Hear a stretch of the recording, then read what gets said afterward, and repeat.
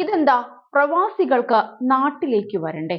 ഇങ്ങനെയാണെങ്കിൽ പ്രശ്നം അല്പം ഗുരുതരം തന്നെയാണ്. പറഞ്ഞു വരുന്നത് വിമാന ടിക്കറ്റിന്റെ നിരക്കിനെ കുറിച്ചാണ്. കൂടുതൽ പ്രവാസി മലയാളികളും നാട്ടിലേക്ക് വരാൻ ആഗ്രഹിക്കുന്ന സമയങ്ങളിലൊന്നാണ് ക്രിസ്തുമസ് ന്യൂ ഇയർ ആഘോഷവേള. ഓണത്തിനും റംസാനും എന്ന പോലെ തന്നെ ധാരാളം പേരാണ് ഈ സീസണിൽ നാട്ടിലേക്ക് വണ്ടി കയറുന്നത്. കുടുംബത്തോടൊപ്പം അല്പസമയം ചിലവഴിക്കാനും നാടിനെ വീണ്ടും അനുഭവിച്ചറിയാനുമാണ് ഇത്തരത്തിൽ ആഘോഷ സീസണുകളിൽ മലയാളികൾ കൂടുതലായി തിരിച്ചുവരവ് ആഗ്രഹിക്കുന്നത്. എന്നാൽ ഈ സീസണിൽ ഗൾഫ് മലയാളികളിൽ ഭൂരിഭാഗവും നേരിടുന്നത് വലിയ പ്രതിസന്ധിയാണ്. ന്യൂ ഇയർ സമയത്ത് മാത്രം നേരിടുന്ന ഒരു പ്രശ്നമായി ഇതിനെ ഒരിക്കലും കാണാനുമാവില്ല.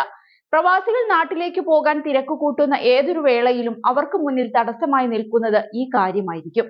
നമ്മുടെ സമ്പാദ്യം തന്നെ വിറ്റ് നാട്ടിലേക്ക് ടിക്കറ്റ് എടുക്കേണ്ട അവസ്ഥയാണിപ്പോൾ. ഗൾഫ് രാജ്യങ്ങളിൽ നിന്നും നാട്ടിലേക്ക് തിരികെ വരാനുള്ള വിമാന ടിക്കറ്റാണ് പ്രധാന വിഷയം. കേരളത്തിലേക്ക് ആഘോഷവേളകളിലാണെങ്കിലും അല്ലാത്തപ്പോഴും ഏറ്റവും കൂടുതൽ പ്രവാസികൾ വരുന്നത് ഗൾഫ് രാജ്യങ്ങളിൽ നിന്നുമാണ്. അത് ഇന്നോ ഇന്നലെയോ തുടങ്ങിയൊരു പതിവല്ല.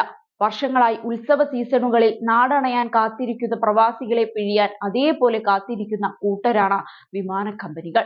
ഇക്കാര്യത്തിൽ കമ്പനികൾ ഒട്ടും ദയ കാട്ടാറില്ലെന്ന് നമുക്ക് കാണാം.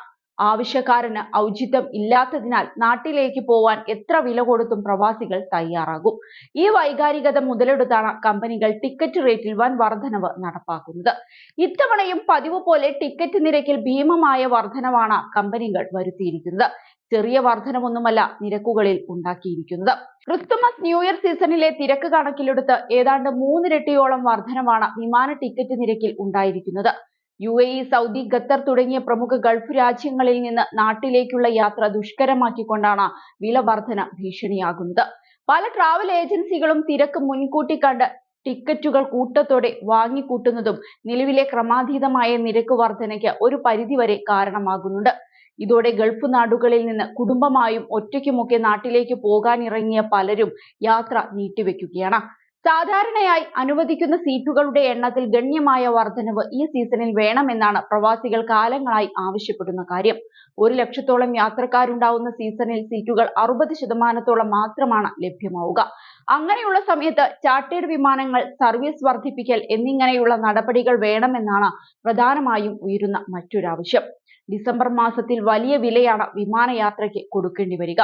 നവംബറിലെ റേറ്റിൽ നിന്നും ഗണ്യമായ വർധനവ് അടുത്ത മാസം നിലവിലുണ്ടാകും. ദുബായ് കോഴിക്കോട് 24,500 രൂപ വരെ, ജിദ്ദ കോഴിക്കോട് 40,500 വരെ, അബുദാബി കൊച്ചി 31,500 വരെ, ദുബായ് കണ്ണൂർ 24,500 വരെയാണ് ടിക്കറ്റ് നിരക്ക്. ഇത് പലർക്കും താങ്ങാവുന്നതിലും അപ്പുറമാണ്.